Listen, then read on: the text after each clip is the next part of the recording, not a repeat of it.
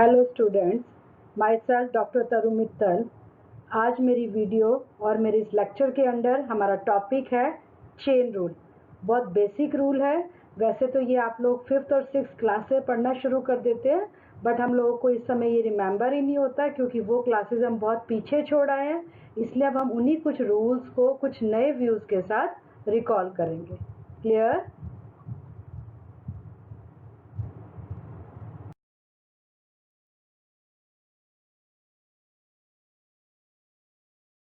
First we have the introduction of chain rule. आप लोग chain rule को देखिए, आप क्या था करते करते आपको रिकॉल भी होगा कि ऐसा ही कुछ हम लोग अपने अर्ली स्टेजेस में, अर्ली स्कूलिंग में ये देख कर आए हैं। First definition for chain rule is, as the name suggests, in this method we make a relation between two or more elements and how they can behave with each other. आप लोगों को नाम से ही पता लग रहा है, चेन का मतलब ही है कि कुछ लूप्स होती हैं जो एक दूसरे के साथ इंटरकनेक्टेड हैं, और जब एक लूप के चेन के एक लूप में कोई चेंजेस होता है, वो चेंज दूसरे लूप को भी इफेक्ट करती है। क्लियर? Now for example, इसका एक एग्जाम्पल समझिए। If one increase or decrease, then what will be the other do? And एक और एग्जाम्पल बहुत अच्छा सा, if rain increases, what will be the behave of temperature of a particular area? ये आप लोगों को चेन रूल का बेस्ट एग्जाम्पल है। रेन एंड टेम्परेचर दो अलग अलग एलिमेंट हैं किसी भी एक पर्टिकुलर एरिया के, बट दे चेन की तरह, उनके लूप्स की तरह आपस में कनेक्टेड है। जैसे ही बारिश ज़्यादा हो जाएगी, उस पर्टिकुलर एरिया का टेम्परेचर लो आ जाएगा। इट मीन्स रेन और टेम्परेचर चेन के लूप्स की तरह आपस में कनेक्टेड है। Now we have the basic definition. Under the basic definition, we have first definition is for direct proportion. What do you mean by direct proportion? Direct proportion means हमारे पास सीधा सीधा relation है। If one increase, then other is increase, and if one decrease, then other element is also decrease. And symbol for this direct relation is, this is your direct relation, यानी P is directly proportional to Q. For example, इसके बहुत अच्छा सा example आप समझिए। more person more work, then what you want to say? अगर number of person हम किसी वर्क के अंदर ज़्यादा कर देते हैं तो नेचुरली वहाँ पर वर्किंग भी ज़्यादा हो जाएगी। more efficiency and more work, all these both are the question or example of direct proportion. Now next basic definition is indirect proportional. If increase of a one quantity cause the decrease in the same extent, ये चीज़ special ध्यान रखने वाली बात है। एक quantity जिसे हमें P का नाम दे दिया, जितनी रेशो से वहाँ इंक्रीज हो गया, दूसरी क्वांटिटी में उतनी ही रेशो से डिक्रीज हो गया। Mathematically we will write it as P is indirectly आप लोग देख रहे होंगे, मैंने 1/Q कर दिया। P is indirectly proportional to Q. For example, more the men, less the number of days. अगर आपको लास्ट एग्जाम्पल याद होगा, मैंने आपको बोला था more the men, more the work. But अगर हमें इसे इनडायरेक्ट प्रोपोर्शन के रिलेशन में डालना है, then more the men, less the number of days. और एक example, more than the time, ये मैंने अपना बनाया, more than the time spent on the mobile, less than the academic results. ये स्टूडेंट्स आपके लिए है कि जितना ज़्यादा टाइम आप मोबाइल पर लगाएंगे उतना ही आपका एकेडमिक रिजल्ट खराब हो जाएगा। पता लग रहा है इसका मतलब क्या हो गया? मोबाइल को यूज़ करें बट एक हेल्दी मैनर में। Now you have the important formulas. In formulas को जो हम लोग जो रेशियो प्रोपोर्शन मेथड में आप लोगों का यूज़ करेंगे, उसमें आपको सिर्फ ये ध्यान रखना है कि आप लोग को कौन सी क्वांटिटीज़ दी हुई है और आपको किस क्वांटिटीज़ को यूज़ करना है, ताकि इन फार्मूलाज में अकॉर्डिंगली अपनी गिवन कंडीशन के अकॉर्डिंग आप लोग चेंज कर पाएँ। हम लोग को दो सिचुएशन होंगी जिनके बीच में हम लोग को रिलेशन लेना है। वो रिलेशन डायरेक्ट भी हो सकता है और वो इनडायरेक्ट भी हो सकता है ना। तो इसीलिए यहाँ 1 और 2 मैंने 1 और 2 से शो किया है। Man 1 into day 1 into work rate 1 by amount of work done 1 is equal to man 2, क्योंकि हमारे पास अगर डायरेक्ट है तो भी और इनडायरेक्ट रिलेशन है तो भी इक्वालिटी तो उनकी वर्किंग में हैंडल करती ही करती है। Man 2 day 2 and into work rate 2 divided by amount of work done 2. Man into days specify the volume of the job or the work. अगर आपको वर्क रेट नहीं है तो आपको मैन और डेज की मल्टीप्लिकेशन के साथ ही आप लोगों को वॉल्यूम हो सकता है। क्लियर? यहाँ पर थोड़ा सा और क्वेश्चन के अंदर चेंज के लिए आपको थोड़ा सा हिंट है कि अगर आप लोगों को किसी मशीन की वर्किंग है, किसी इंजन की वर्किंग है, तो उसमें आप लोगों को मैन की बजाय मशीनरी भी हो सकती है। Clear? Next important formula is N1 D1 into R1 into E1 by W1। जैसे मैंने आपको पिछले फार्मूले में भी बताया, डिपेंड करेगा हमारे पास क्वेश्चन में इंफॉर्मेशन क्या गिवन है, उसी अकॉर्डिंग हम अपने फार्मूलाज को चेंज कर लेंगे। N2 into D2 into R2 into E2 bye W2। ये तो श्योर है कि हम लोगों को हमारे पास जो डाटा है वो दो फॉर्म में दिया होगा और उसी फार्मूले के अकॉर्डिंग हम लोग इन फार्मूलाज को एडजस्ट कर लेंगे। क्लियर हो रहा है? N1 N2 हमारे पास वर्कर्स होंगे, D1 D2 आप लोगों के पास टाइम ऑफ वर्क है, R1 R2 आप लोगों के पास वर्क रेट ऑफ वर्कर्स है, E1 E2 एफिशिएंसी हो गई और E1 E2 को ध्यान से रखिएगा बच्चे, efficiency of workers, and W1 W2 आप लोगों के पास amount of work of same nature done. या मैं आप लोगों को स्पेशल मेंशन करना चाहूँगी, ये जितना भी हम फार्मूलाज यूज़ कर रहे हैं, हम लोगों के पास जो भी वर्किंग है वो हमारे पास सेम नेचर की रहेगी।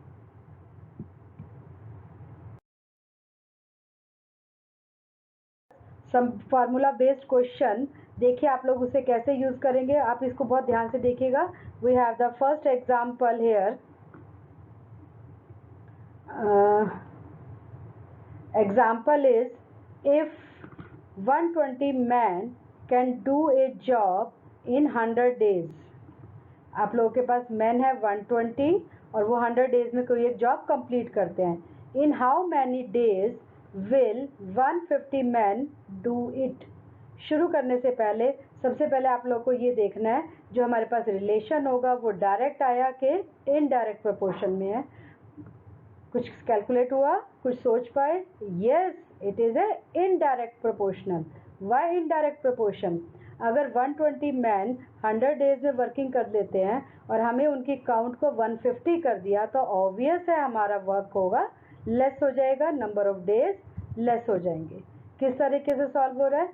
फिर वही बेटा, same amount of job N1 into D1। मैंने आपको पीछे भी कहा था हम लोगों को किस तरह की क्वांटिटी में, कितनी क्वांटिटी में हमारे पास इंफॉर्मेशन है उसी के अकॉर्डिंग आप फार्मूला चेंज कर लेंगे। या हम लोगों के पास सिर्फ दो ही इंफॉर्मेशन है, man and days. Then what will be the formula? N1 into D1 is equal to N2 into D2। सारी वैल्यूज हैं आप लोगों के पास, डालिए इसमें। 120 into 100 is equal to 150 into N2. What is N2? Because we have to find the number of days. Solve out करते हैं। Simplification तो मुझे लगता है आप लोग को आ रहा होगा। क्रॉस मल्टीप्लाई करिए और क्रॉस मल्टीप्लाई करके जब आप इसे सॉल्व करते हैं then the N2 is 80 days. It means 150 men can do the job in 80 days. Clear? Next example.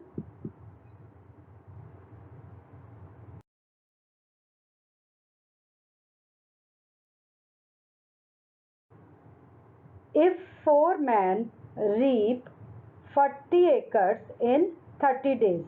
ध्यान से देखिएगा, if 4 men reap 40 acres in 30 days, how many acres will 80 men reap in 12 days?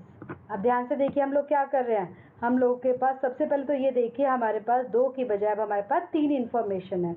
We are given the volume of man, 4 man हैं और हमें 18 man की quantity निकालनी है। 40 acres है और 30 डेज के लिए, तो हमें यहाँ फाइंड आउट करना है एकर्स की क्वांटिटी को। देखिए किस तरीके से निकालते हैं इसको। चलो शुरू हो जाएं। क्या होगा फार्मूला, अभी आप लोगों को पता है, हमारे पास 3 इन्फॉर्मेशन है, N1 इंटू D1, ये हमारे पास वर्क का वॉल्यूम शो करेंगे, divided by W1 is equal to N2 into D2 divided by W2। ये जस्ट आपको बताने के लिए मैंने सारी इन्फॉर्मेशन डिटेल में लिख दी है, बट आपको तो थोड़ा स्पीड अप होना है, तो सिर्फ आप लोगों के दिमाग में फार्मूला चलना चाहिए, आपको उस फार्मूले में उनकी वैल्यूज़ को फीड करना है। What is N1? 4। What is N2? 18. What is D1? 30. What is D2? 12. What is W1? 40. And what is W2? It we have to find. Feel करिए सारी वैल्यूज फार्मूला में, जस्ट ये तो हमने वैल्यूज फीड किया है, क्रॉस मल्टीप्लाई किया, and answer will be 72 acres. It means the right answer is 72 acres will be reaped by 18 men in 12 days. Clear? Next example.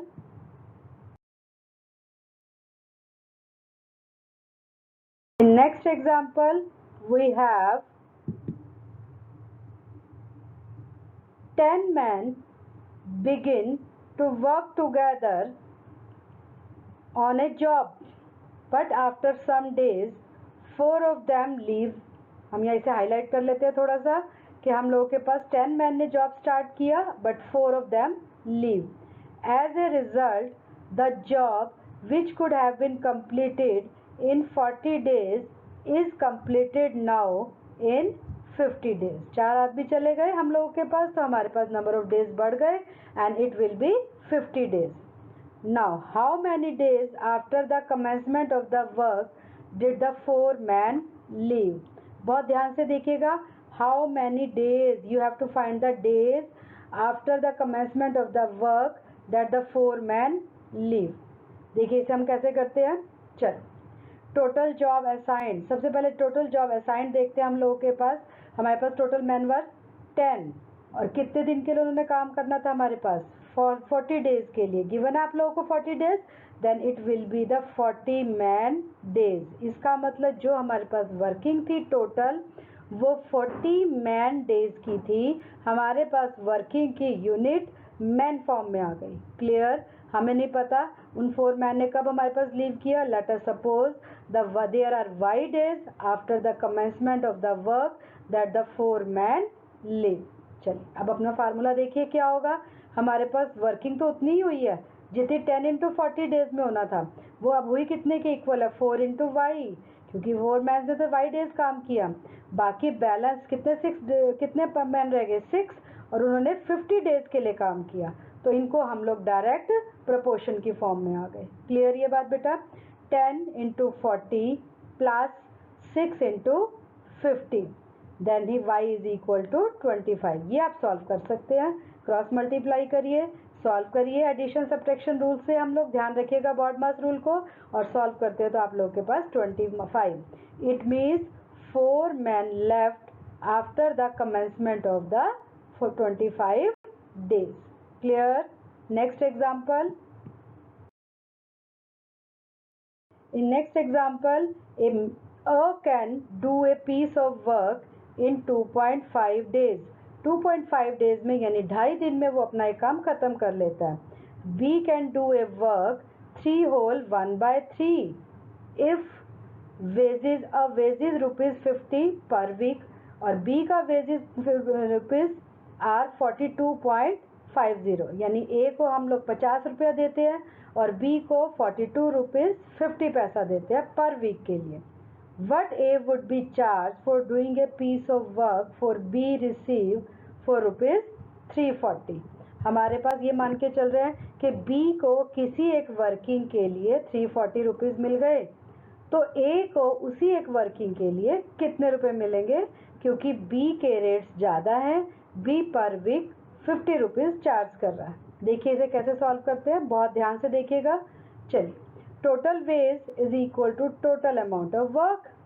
Clear? ये तो पता ही लग रहा है. नेचुरली जितना काम होगा उतना ही हमारे पास अमाउंट ऑफ वर्क होगा, उतनी ही हमें इनकम सैलरी पेमेंट होगी. It means wage rate is equal to work rate. हमारे पास डायरेक्ट प्रोपोर्शन में आया. जितना वेज रेट होगा उतना ही हमारे पास वर्क रेट होगा। बहुत क्लियर है। अब आप लोग अपने पास फार्मूलाज को देखिए, क्या क्या आप लोगों के पास, हमारे पास डेज है, हमारे पास पेमेंट है, हमारे पास टोटल अमाउंट है। तो formula will be equal to N1 into D1 into R1 by W1 is equal to N2 into D2 into R2 by W2। मुझे लगता है आप लोग को ये चीज़ क्लियर हुई होगी, बट फिर भी एक बार ध्यान से देखिए। N1 शो करेगा नंबर ऑफ पर्सन्स को, बट नंबर ऑफ पर्सन्स हमारे पास कितने हैं, एक। N1 भी एक क्योंकि ए सिंगल पर्सन है, N2 वो भी सिंगल क्योंकि बी भी हमारे पास सिंगल पर्सन है। रखिए सारी values. 1 into 5/2 2.5 days 5/2 into 50 by W1 is equal to 1 into 10/3 into 42.5 divided by 340। Solve कर सकते हैं, मुझे लगता है सॉल्व करना आपको आता होगा। Then W1 is equal to 300। It means जिस वर्किंग के ए को 340 रुपीज़ मिले, A should be charge 300 for the same job. Clear? Next question.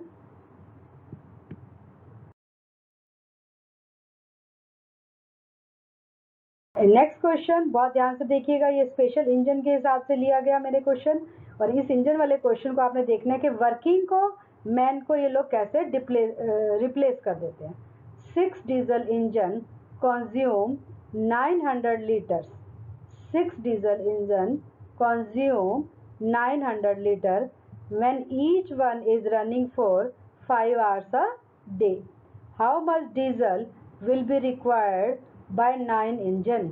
How much diesel will be required by 9 engine each running 8 hours a day when 5 diesel engine of former type consume as much diesel as 8 diesel engine of the later type?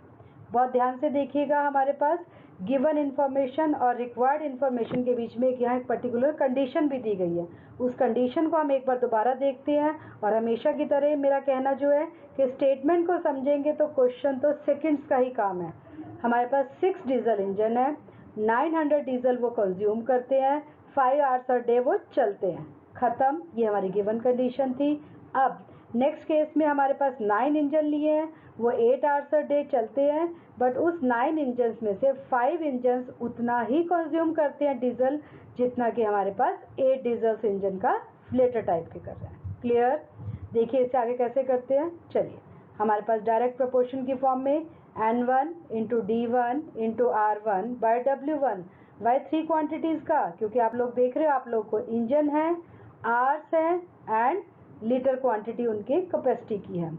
Bye W1 is equal to N2 into D2 into R2 by W2। Clear है? क्यों formula ये लगा, मुझे लग रहा है आपको clear हुआ होगा।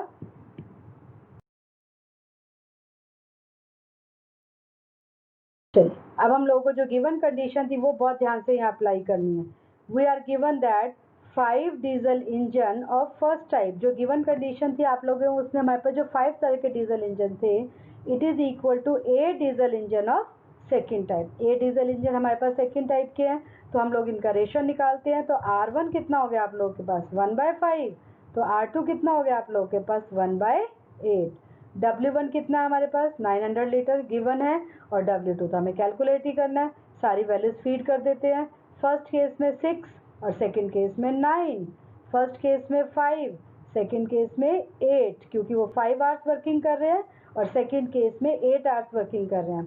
फर्स्ट केस की कैपेसिटी है 1/5, सेकंड केस की कैपेसिटी है 1/8, और इसे अगर आप सॉल्व आउट करते हैं देन वी हैव द 1350 यानी 1350 लीटर्स की हमारे पास रिक्वायरमेंट रहेगी।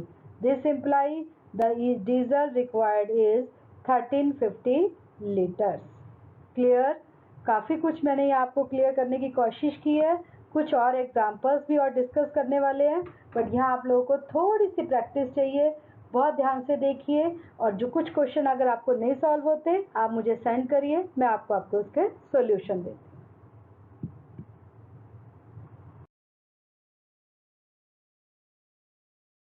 Thanks a lot. आज का टॉपिक आपको कैसा लगा? उसमें कितनी इम्प्रूवमेंट की ज़रूरत है, मैंने अपनी तरफ से बहुत लेमैन लैंग्वेज को यूज़ करते हुए आपको समझाया। बट फिर भी अगर आपको किसी तरह की रिक्वायरमेंट है, आप श्योर मुझे बताइए कमेंट बॉक्स में लिख कर।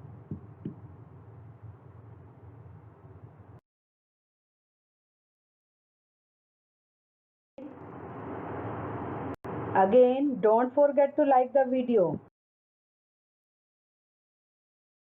and don't forget to subscribe. ये आपकी सब्सक्रिप्शन, आपकी लाइक्स ही मेरे लिए एक रिवॉर्ड है। Thanks a lot.